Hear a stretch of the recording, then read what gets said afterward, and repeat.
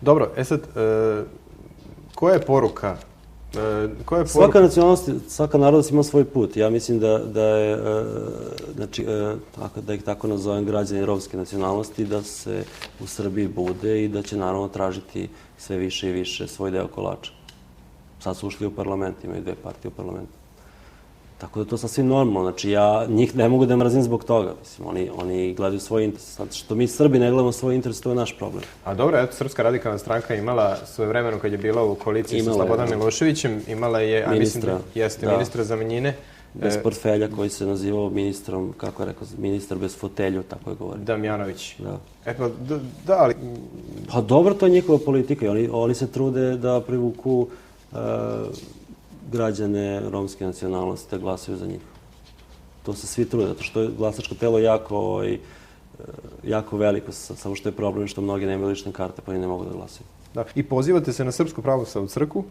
Pa ja sam vernik Srpske pravoslavne crkve. I pre svega na vladiku Nikolaja i njegove reči. Zavisi kako kad, da. A kako kad? Pa vjerojatno aludirate na ovaj intervju Kuriru sad. Ne između ostalog i to, ali između ostalog to što sam čuo da je, dakle, vladika Nikolaj najcitiraniji vladika u okviru Srpske pravoslavne crkve koji je postao u krugovima... Pa mnogi ga citiraju, svako uzima od njega ono što mu se sviđa. Tako to se meni lično ne sviđa, ali vezano za ove neke intervju, to im bilo jako interesantno, pa se to provuklo inače. Ja vladiku Nikolaja ne citiram toliko često kao neki, tako da... A da li vam se sada čini taj, s obzirom da je protiv vas za ovaj put čini se nema dokaza? Pa nije bilo ni prošli put, pa smo opet osuđeni, mislim. Nema to, to je ono što ja nazivam tranzicionalna demokratija, nema se vremena za formalnosti, tako da, kao što su mi sad poziv za informativ uručili u stanici dok sam došao sa lisicama, kad su me hapsili pred 6-godišnjom ćerkom, bez ikakvog razloga. Tako da, polako se čovjek navikao. A da li se kajete, eto, bar zbog te vaše ćerke? Pa ne, ja sam ponosan. Ja sam ponosan zato što treba da pamti, treba da vidi kako su se Srbi proganjali, a mi ćemo se potruditi da ovakvu državu ne ostavimo našoj deci. Mnogi od ovih uhapšenih su imali decu. I ta deca će pamtiti kako se sa njihovim očevima postupalo i mnogi će pamtiti, tako da sve će to doći jedan na svoje, tako da mnogi su rehabilitovani koje su titoisti proganjali, pa sad i ovi presvučeni titoisti. Ja mislim da će to jednom doći na svoje. Ja sam to i u završnoj reči i rekao, tako da možete nas suditi, ali mi ćemo kad tad biti rehabilitovani, tako da... Znači, vi ne bežite od tog imidža koji su vam u medijima, čini mi se, nadenuli. I od tog, evo, na osnovu ovog što sam ja čuo u našoj emisiji, taj vaš nadimak Führer koji su vam mediji, kako vi tvrdite nadimak. Da, prvi pop. Ja kažem, panica...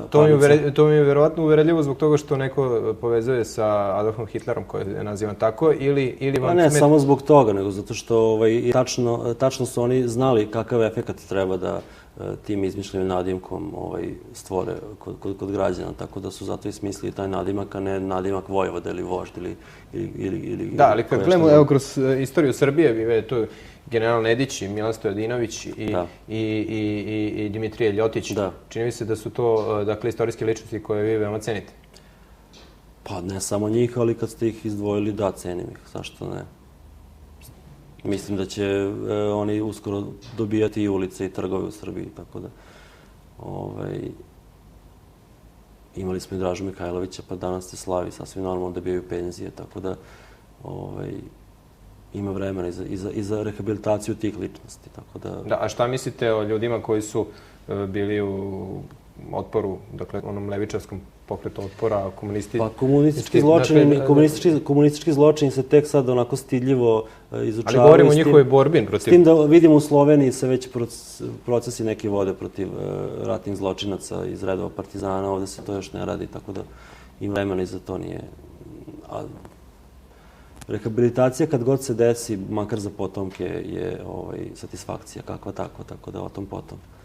Ja kao istoričar ću se truditi da mnoge stvari razotkrijem, a koliko ću uspeti vidjet ću, a već se to razotkrivaju ti komunistički veliki zločini koji su dešavali u Vojvodini, u Srbiji, u Bosni, u Crnoj Gori pogotovo. Dobro, moram priznati... Na stotine hiljada ljudi je ubijeno od strane komunista. U Srba. Dakle, vi biste Srbiju najrađe očistili od te crvene pošasti, kako? kako je neki nazivaju. Pa, to su malo teške reči. Da. Ali čini mi se da se može to pročitati između redova ovoga što vi govorite. Ne, ja se zalažem stvarno za poštovanje zakona, Ustava, da se svakom da pravo na odbranu, da se poštuje, znači, i deklaracije i konvencije, i Evropska konvencija ljudskim pravima i deklaracija Ujedinjenih nacija, da se poštuje Ustav, da se poštuje zakon, pa I to za sve pripadnike... Ko nema zašto se boji, ne bi trebalo... Za sve pripadnike manjina u Srbiji i za građane Srbije, za sve građane Srbije. Naravno. Pa po Ustavu Srbija država i ostali građani. Naravno. Čini mi se da... Šta mislite da ću reći da nije tako? Ja to govorim... Ne, naravno da nisam očekivao... Ja to govorim u privatnim razgovorima. Ja ovo što govorim javno govorim i privatno, tako da... Da, naravno, iskreno ste nastupali u emisiji. Sad, čini mi se da imate sad imidž žrtve i da pokušavate da negujete taj imidž žrtve, da ste žrtva sistema i žrtva i vlasti i zavere i nekih lobija i da jednostavno čini mi se da pokušavate pokažete i da kažete koliko ste nemoćni u toj vašoj borbi i koliko ste neravnopravni. Da smo nas hapsili na pravdi Boga, znači opet više bih voleo da nisam žrtva, ali opet ako već moram da biram, bolje da budem na pravdi Boga vezan i hapšen i da budem žrtva nego da budem onaj koji je dželat. Aha, ali čini mi se kad ste rekli ove posljednje reči vaše, sve će to doći na svoje, čini mi se kao da nekako prizivate to vreme kada ćete biti vi dželat. Ne. Ne, to su teške reči, jel? To je malo sad Ali mi se tako čini, dobro. Ne. Znači, postoji zakon, postoji ustav, znači stalno se pozivam na to, jer nemam na šta drugo da se pozivam.